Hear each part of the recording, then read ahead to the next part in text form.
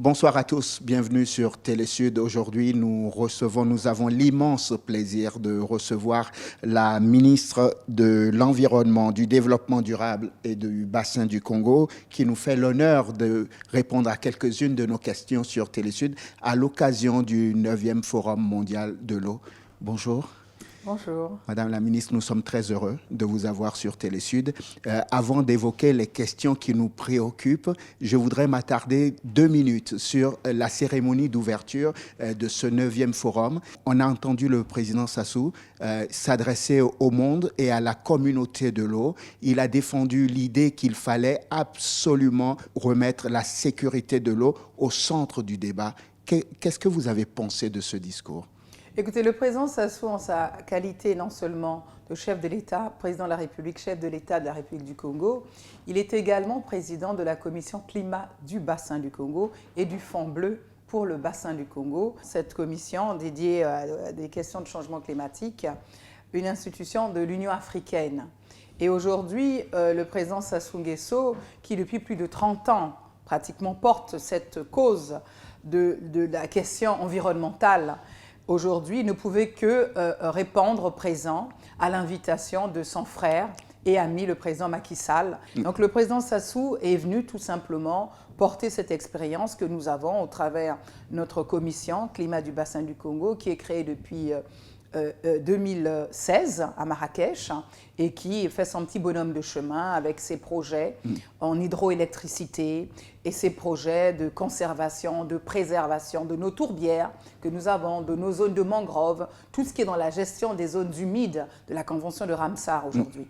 Donc voilà tout simplement quelle était la densité du propos du président de la République du Congo. Quand il demande qu'un regard pertinent soit mis sur le fond bleu, qu'est-ce qu'il est en train de pointer du doigt? La nonchalance des organismes qui peuvent financer ou la mauvaise exploitation des finances qui existent déjà? Vous savez, le Fonds bleu est un outil innovant. Nous avons dû mener en 2017 une étude de préfiguration qui a mis en place le mécanisme de sa gouvernance. Nous avons donc aujourd'hui un plan d'investissement, un pipeline des projets, un plan d'investissement évalué à près de 10 milliards de dollars américains aujourd'hui. Nous avons 254 projets très innovants qui sont issus de nos contributions nationales déterminées, de nos CDN. Donc là aussi, c'est une démarche innovante. Et nous avons le fonds fiduciaire, qui est le fonds bleu pour le bassin du Congo. Et enfin, nous avons la banque de développement qui a été recrutée par appel d'offres, qui est la banque de développement des États d'Afrique centrale, qui va gérer justement les lignes financières de ce dit fonds et qui va, au travers de l'appel à manifestation d'intérêt, leur a permis donc de lire notre offre. Et dans cette offre, qu'est-ce qu'il y avait? La mobilisation des ressources, rendre crédibles, bancables et éligibles les 254 projets issus donc de l'économie verte et bleue de nos CDN, des 16 États membres de la Commission Climat du bassin du Congo. Donc aujourd'hui, nous avons tout s'est aligné. Il n'y a plus de raison aujourd'hui que nous n'arrivons pas à mobiliser les fonds. Oui. Pourquoi le président revient là-dessus précisément? Mais parce que nous ne pouvons pas vouloir tout et son contraire.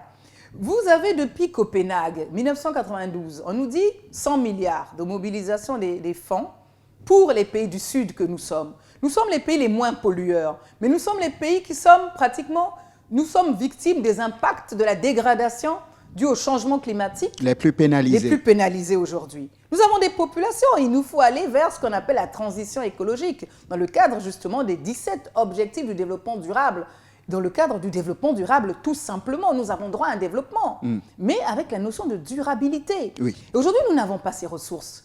Nous avons aujourd'hui, dans le bassin du Congo, je vous l'ai rappelé, des chiffres astronomiques. Mais nous vendons un service écosystémique au reste de la planète. Oui. Mais qu'est-ce que cela nous rapporte?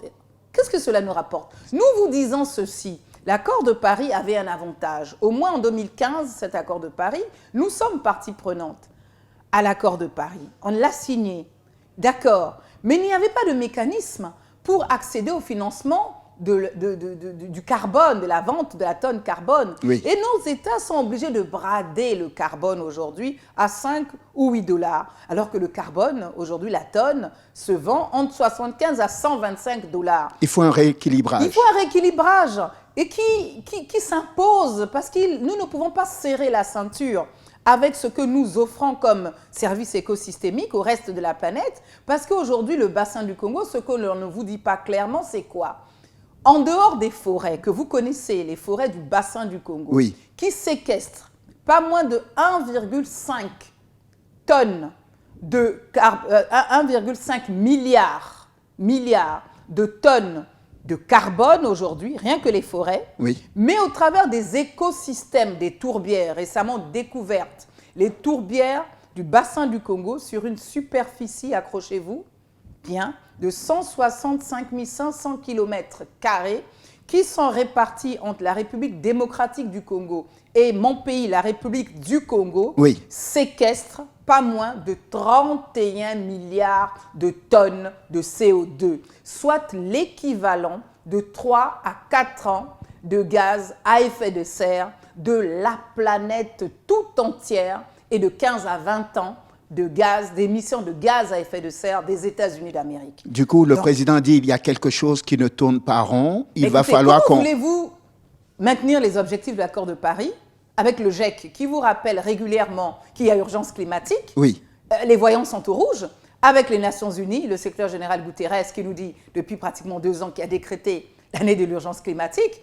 Et aujourd'hui, donner d'eau au régulateur mondial du climat qui est le bassin du Congo aujourd'hui qui est avéré. Au fond, les discours ne correspondent pas aux actes. Mais c'est pour ça qu'on est sorti assez déçus de la COP26 de Glasgow. Et maintenant que la COP africaine se tiendra en Égypte, la COP27, nous espérons qu'enfin, nous allons pouvoir réparer, je veux dire, réparer un peu ces maladresses, mais ces démarches que nous ne comprenons pas. On ne peut pas dire il y a urgence, on maintient l'exploitation du charbon par les grandes puissances, même s'il y a une question de rapport de force. Je suis d'accord, mais il n'y a pas de planète. La planète aujourd'hui, si elle arrive à son cycle, à sa fin, mais c'est le vivant qui va disparaître. Oui. C'est l'humain qui va disparaître. C'est la faune qui va disparaître. Mais la planète va demeurer. Et donc, que voulons-nous? De qui on se moque réellement? Que voulons-nous? On ne peut pas tenir des démarches déclaratives avant les sommets et ensuite, lorsqu'il nous faut décider, Il n'y a plus personne. il n'y a plus personne aux commandes, il n'y a plus que des intérêts des États puissants. Madame C'est ce qu'est venu dire le chef de l'État en disant « Nous avons aujourd'hui une démarche cohérente, nous avons aujourd'hui une démarche construite, nous avons aujourd'hui des instruments, un plan d'investissement, un fonds fiduciaire et une banque de développement qui va donc porter tous les projets qui nous permettront, nous également, d'avoir droit tout simplement à ce développement. » Très bien. Nous sommes au Forum de l'eau. Nous sommes la Journée mondiale de l'eau. On va reparler un peu d'eau. J'ai entendu aussi le président vanter votre travail sans vous citer forcément. Il disait que l'assainissement, l'accès à l'eau potable a fait un bond qualitatif dans votre pays. Où en êtes-vous aujourd'hui?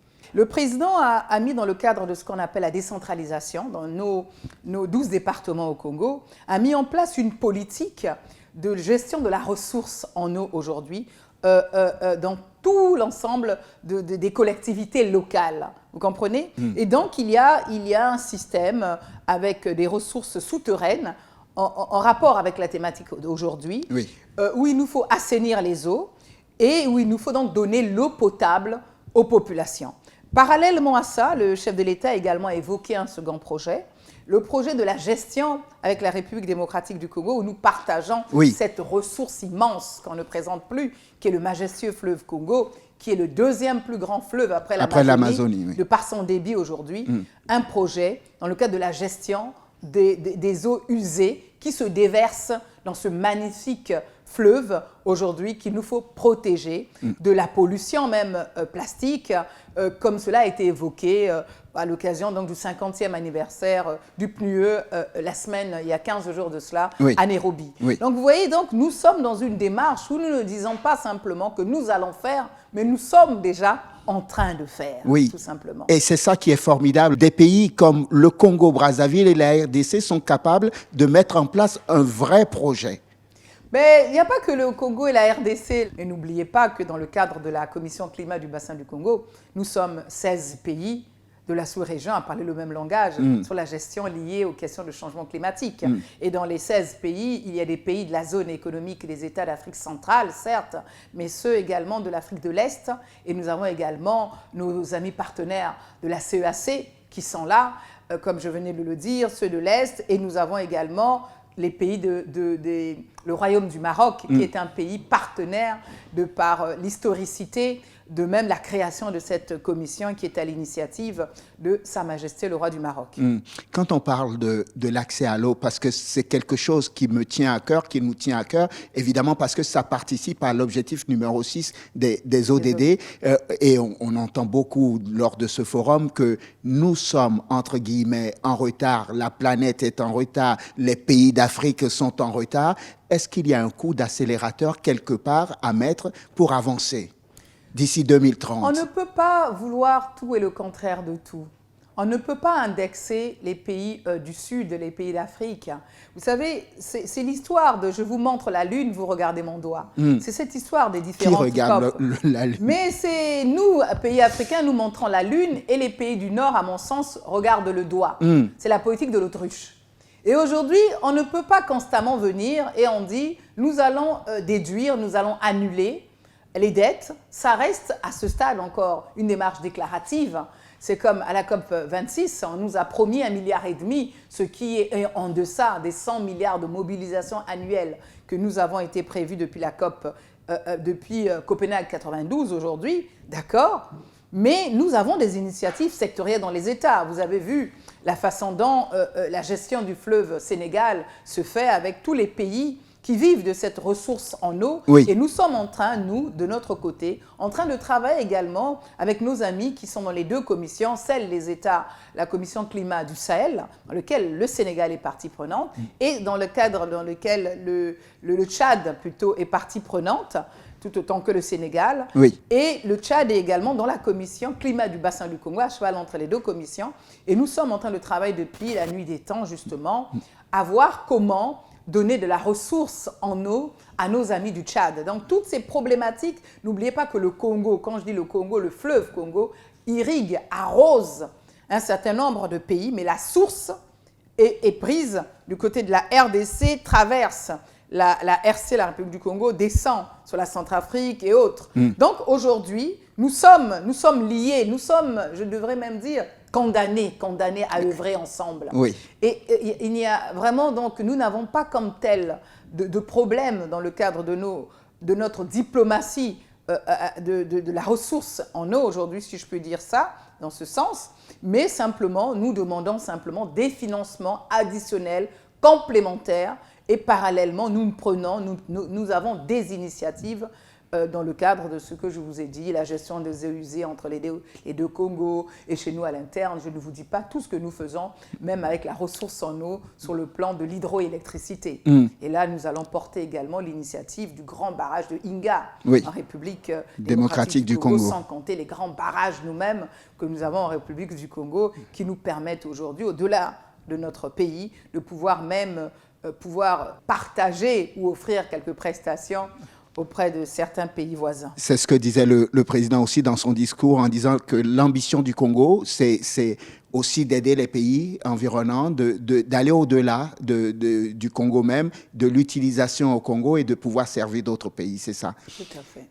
Madame la ministre, j'avais juste une question. J'aurais dû commencer peut-être par là. J'étais en train de me demander, au fond, quand je vous écoute, je me dis que finalement, le thème qui a été retenu cette année, qui est la sécurité de l'eau pour la paix et le développement, est un thème bienvenu.